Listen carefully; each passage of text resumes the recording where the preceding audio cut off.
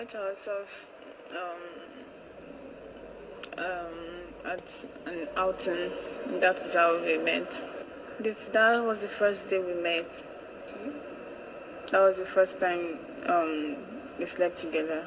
The person that introduced me to him was his friend, who is my is a boyfriend to a friend of mine.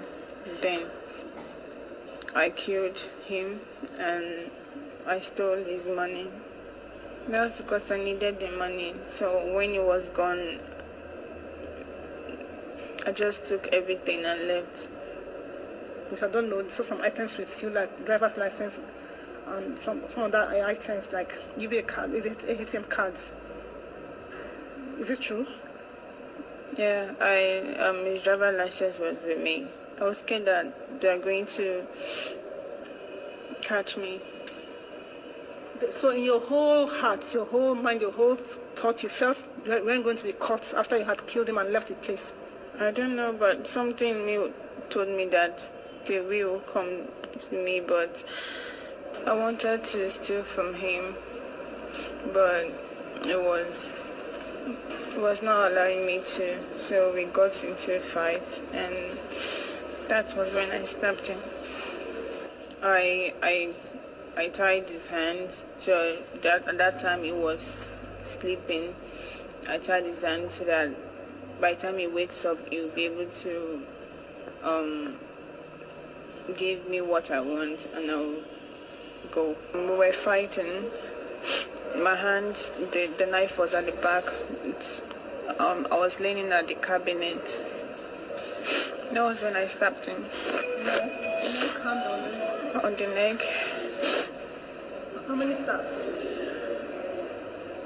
I didn't count. I was on drugs, and also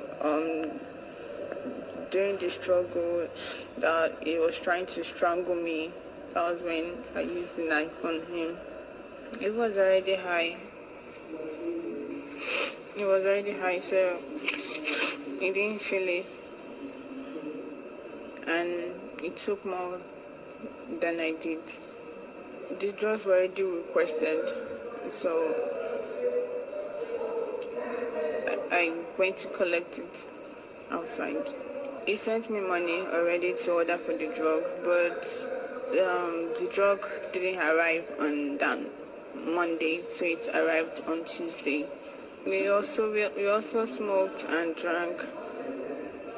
The incident happened early in the morning, so I got myself in the afternoon. Towards afternoon was when I got myself.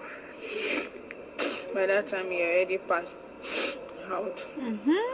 Because of my business, I won't have time for going to school. I didn't want to be going for physical classes. I wanted online schooling.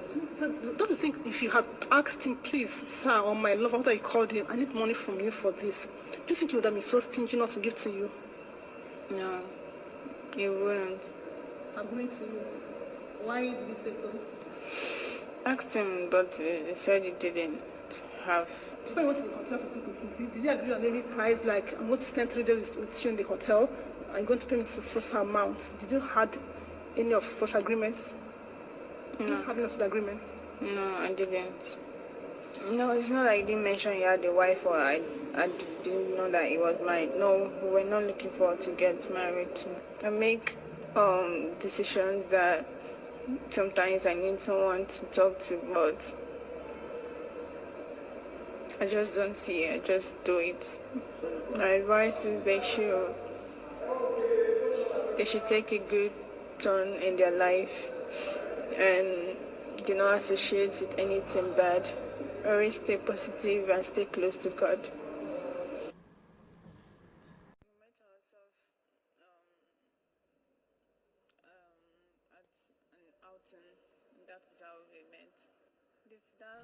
A cold-blooded killer at 21, calculated, premeditated, heartless, no empathy, blooded killer, Chidinma Ojukwu. At 21, you sent a man who was supposed to be 50 years in few days' time to an early grave. And you walked away from the crime scene because you were more concerned about you being caught than your victim lying down there with his blood splashed all over, dying in his blood, in cold blood. And you walked away. You walked away with his ATM. You walked away with his money. You walked away with his property. And you were still concerned that you were going to be caught. At 21. May you never see the daylight. You will be behind bars for the rest of your life. I can't believe her confession. Did you hear that confession?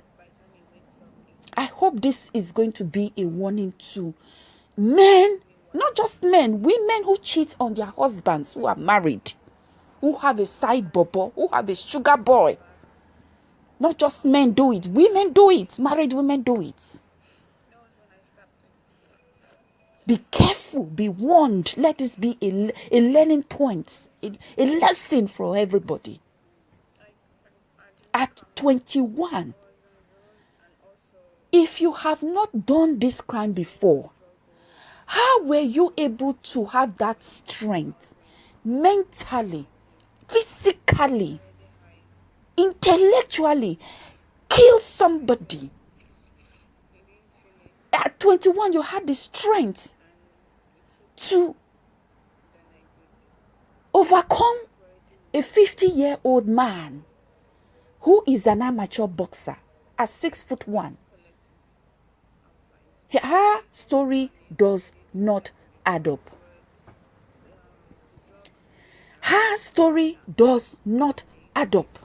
This girl has come, Chidinma Ojukwu has come up with and have said a lot of stories concerning how the mother of Super TV CEO Michael Usifo Ataga was killed. I don't think she carried this crime alone. Because she has mentioned drugs, that they both were high on drugs, they both were drinking, and she was smoking. So how come that these drugs and the drinks was not able to intoxicate you, but intoxicated Michael, that you were able to wait till night while he was sleeping, and you tied his hands when he was sleeping and helpless? Because you said you were both high on drugs. He was high on drugs. How come you were not high on drugs? And then robbed him. And then you also said you were in the kitchen. Your back was by the cabinet when you were arguing because you asked him for money. He was so stingy, he didn't help you. You took the knife and you stabbed him. And when you were asked, how many times did you stab him? You said you cannot remember. Lies. This girl is a born liar. She's a criminal. She's a psychopath. And she should never be allowed to go scot-free with this crime that she has has done. And they should investigate further. They should investigate further because she has accomplices. She couldn't have carried this crime alone. What did you tie the man's hand with? What rope? What rope? What is it? Blanket? What did you tie this man's hand with? That when he woke up, he could not release himself. I'm sure that the drugs you people have been taking, when he woke up, it would have been wearing out. How come you had more strength than him? And you, Chidinma, was not intoxicated. You, who is a 21-year-old girl, he is a 50-year-old male, an amateur boxer. You have deprived his children from fatherly love. His mother Michael Osifo's mother in Benin was praying and blessing her son, not knowing that at the time she was praying and blessing and celebrating her son going to be 50 in a few days' time, the man was already stone cold dead with his body unfound. Lying stone cold dead in an Airbnb in Lekki, in a room. His body was discovered a few days later. So you can see that when they got in there, it was smelling, it started decaying, it was swelling up. So because his body was not found until days later, after his wife and his friends raised the alarm, he was nowhere to be found. And this girl was able to walk away from that hotel, and nobody saw her, nobody suspected, the management did not suspect, the security did not suspect. When she was asked, why didn't you ask this man for money that you need help?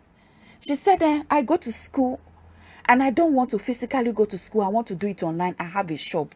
And when I ask him, he's stingy, he will not give me. So are you the owner of the man's money? You are asking for a favor. It's not a command. It's not an authority. When you ask somebody for something, don't expect one answer and that one answer to be yes. There are two answers. Either yes or no. Or maybe if the person is kind, he will say, I see what I can do. And that's not a no and that's not a yes. So there are two answers. Didn't you agree on how much he was going to pay you for the time you were going to spend for him? Spend with him? He could have paid you upfront. You could have asked him for your half of the money upfront. So by the time you finish, he pays you the balance. A 21-year-old girl, stone cold, heartless murderer. This is premeditated. You will never see the daylight because you deprive somebody of living their life. And I will also blame the man too. I will also blame the man. The man should take. It's unfortunate that he ended this way, but this is the results and consequences that came from the decisions he made and the action he took. The wife is now being left an untimely widow at a very young age. His children has now been left with no father, no love of the father, and they are grieving at the moment because their father was not ill. Their father was not sick. Somebody killed their father and he was lying down there in his blood splattered all over the place at an Airbnb in Lekki. His colleagues, his friends, his brothers, his sisters, his mother. Chidinma, you will never go free. Thank you very much for watching this video. Please leave your comments, share, like, subscribe, press that red button on the right of your screen. When a new video is uploaded, you will be the first to know. What's up, guys? This is your favorite TT, your favorite babe, your favorite tea time spiller, Kirsty Valentine.